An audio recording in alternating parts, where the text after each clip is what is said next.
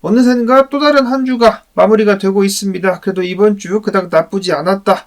이러한 긍정적인 분위기 쭉 이어질 수 있기를 바라보면서 오늘 영상 시작해 보도록 하겠습니다. 일단 미국 증시 같은 경우는 일제히 상승, 달러 같은 경우는 약간의 하락을 보이고 있는 가운데 비트코인은 58,000달러대를 회복 및 유지를 해주고 있습니다. 58,320달러, 이더리움은 2,349달러. 비트코인이 최근에 좀 안정적인 모습을 보여주니까 알트코인들이 돌아가면서 회복을 해주려고 하고 있는 모습 인상적입니다.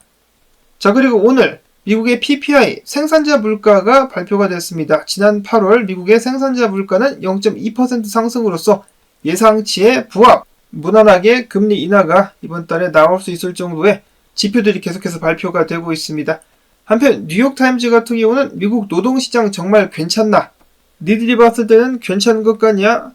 뉴욕타임즈에서는 이야기하기를 해고는 최후의 수단이다. 채용을 하지 않는 것이 더욱더 큰 문제다라고 밝혔습니다. 기업들이 감원을 하지는 않지만 실업률이 먼저 상승하고 있고 무엇보다 그 빈자리를 채우려 하지 않는다라는 것.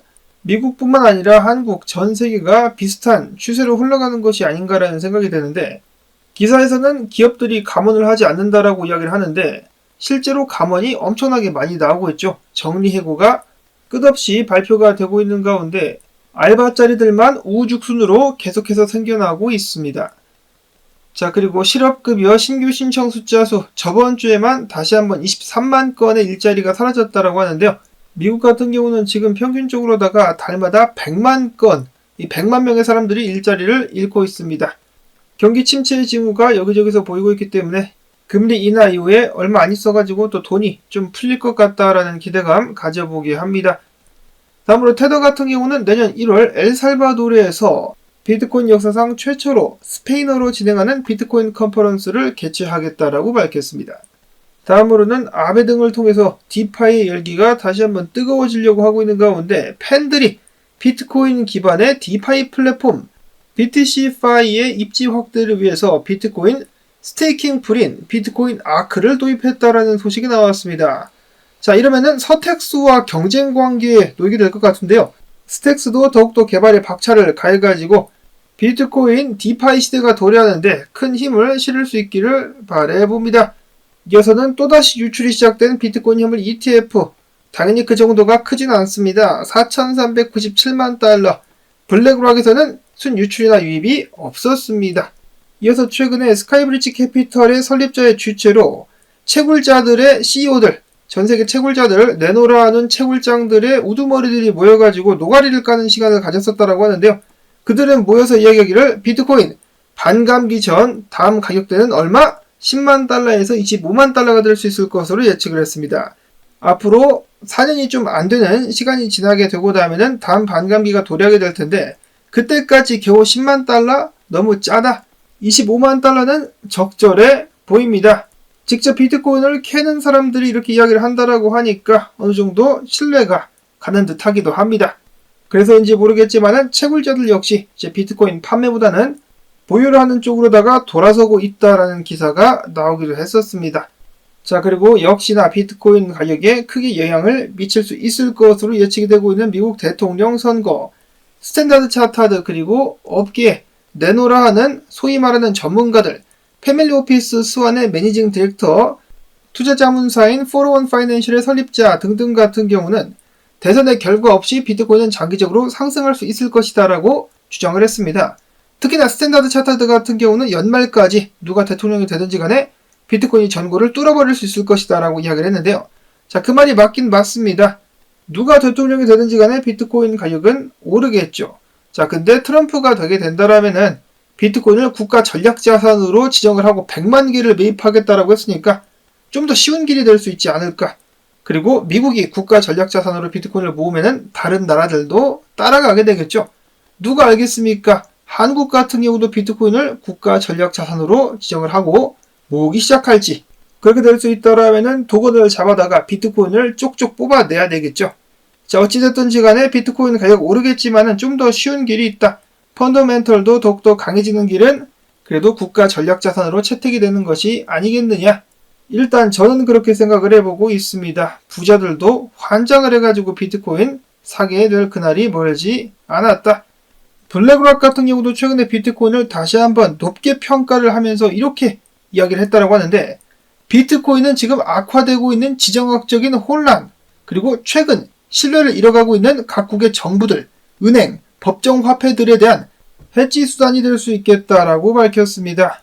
즉 이렇게 혼란한 시기에 사람들에게 비트코인이 기둥이 되어줄 수 있다라고 이야기를 하는 것인데, 저는 약간 좀 깜짝 놀란 것이 블랙락이 위치가 있는데 이렇게 대놓고 직접적으로다가 전 세계 시민들이 각국의 정부나 은행들 그리고 법정화폐에 대한 신뢰를 잃고 있다라는 것을 이런 식으로 인정을 해버리고 발언을 해버린다라는 거, 굉장히 좀 과감하지 않았나라는 생각이 듭니다. 자, 그 다음에 크립토 퀀티 기고자 AMR 타하 같은 경우는 이야기하기를 비트코인의 푸엘 멀티플 지표를 봤을 때 2022년 말 이후 처음으로 0.4까지 떨어졌다. 이는 강력한 매수 기회를 시사한다라고 하면서 비트코인 매수하라를 외쳤습니다. 다음으로는 시장을 움직이는 두 명의 남자, 똑같은 이름을 가졌지만 역할이 다른 두 명의 남자, 누굽니까? 변동성과 유동성이. 먼저 유동성이가 58,500달러 정도에 집중이 되어 있다고 하는데요. 따라서 58,500달러 선까지 비트코인 가격이 상승할 경우 이번에는 변동성이가 나와가지고 가격을 크게 움직일 수 있다. 아마도 제가 영상을 올릴 때쯤 그 자리까지 도달하지 않을까 싶은데요.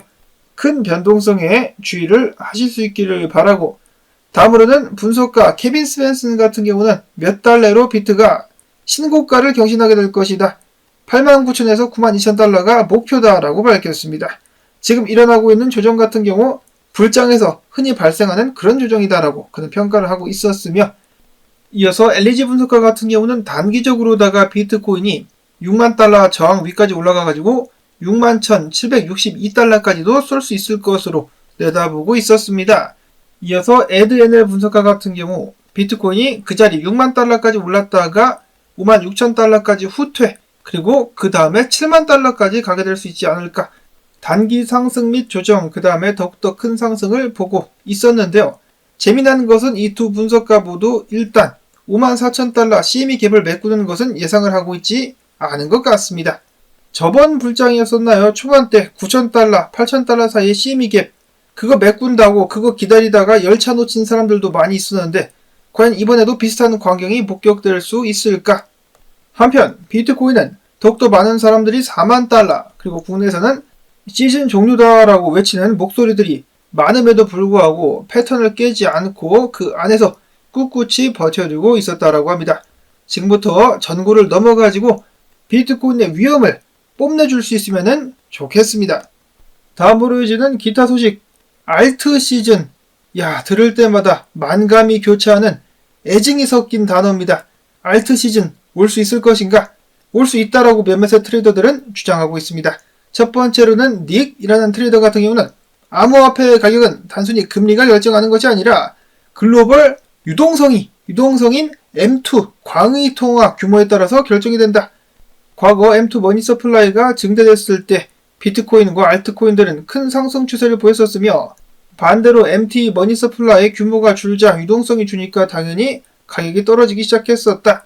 이제 곧 2019년 중반과 같은 금리 인하 사이클이 시작되게 될 것이며 M2 규모는 바닥을 찍고 다시 증가세로 돌아설 것, 그러면서 알트코인들도 상승하게 될 것이다 라고 예상을 했었고, 마이클 반데 포페 분석가 역시 조만간에 알트 시즌이 오게 될 것이다. 비트코인은 바닥을 찍었으며 알트 시즌이 도래하게 될 것인데, 예를 들어 니어 프로토콜 같은 경우 앞으로 6개월 내에 275% 상승할 수 있을 것이다 라는 과감한 예측을 남겼습니다. 특히 최근에 사토시 차트를 봤을 때 많은 알트코인들이 강세를 보이고 있으며 기술적 반등 신호를 나타내고 있다. 앞으로 알트들이 크게 상승하는 시간이 다가오게 될 것이다. 다만 한 가지 우려가 되는 부분이 있다면 이더리움 사토시 차트는 좀 좋지 않은데 더 하락할 수 있다라는 예측을 남겼습니다. 비트코인과는 달리 ETF가 출시하고 나자 더욱더 힘든 길을 걷고 있는 이더리움 현물 ETF 같은 경우 어제 소액의 유출이 있었는데요. 50만 달러가 유출이 되었다. 근데 거래량 자체가 너무 줄고 있어가지고 유출도 유출이지만은 관심이 떨어지고 있는 것이 큰 문제가 될 수 있을 것 같습니다. 비탈리기가 정신을 차리고 좀 뭔가를 보여줘야 되는데 비탈릭 같은 경우는 새로운 여친이 생기고 나서 많이 쳐 빠진 것이 아니냐. 몇몇 사람들은 그렇게 평가를 하기도 합니다. 실제로 어떤 이들은 차트까지 들고 와가지고 비탈릭이 여자친구 생겼다라는 소식이 나오고 나서 이더리움 가격이 쭉 떨어지기 시작했다라는 점을 지적하기도 했었는데요. 당연히 농담이겠죠. 어찌됐거나 그는 최근에 이더리움 네임 서비스를 극찬을 하면서 이미 훌륭하다, 더욱더 발전하게 될 것이다 라고 밝히기도 했었습니다. 마지막으로는 엘리지 분석가 이야기를 해주기를 최근에 AI 코인들이 강세를 보이고 있는 가운데 타오가 일단 370달러 선까지 상승할 수 있을 것 같고 만약에 그 위에서 안착할 수 있다면 527달러도 노려볼 수 있을 것이다 라고 이야기를 했습니다. 이러한 AI 열풍에 힘입어가지고 다른 알트들도 계속해서 주말 동안에 좋은 모습 보여줄 수 있기를 응원해보면서 오늘 나온 정보들 도움되셨다면 크립토 토마토도 좀 도와주자. 광고 영상 재생 한 편만이라도 마지막까지 그리고 클릭 부탁을 드리면서 이번 한 주 마무리 잘 하실 수 있기를 바랍니다. 저는 내일 또 새로운 소식 가지고 인사를 드리도록 하겠습니다. 안녕히 계십시오.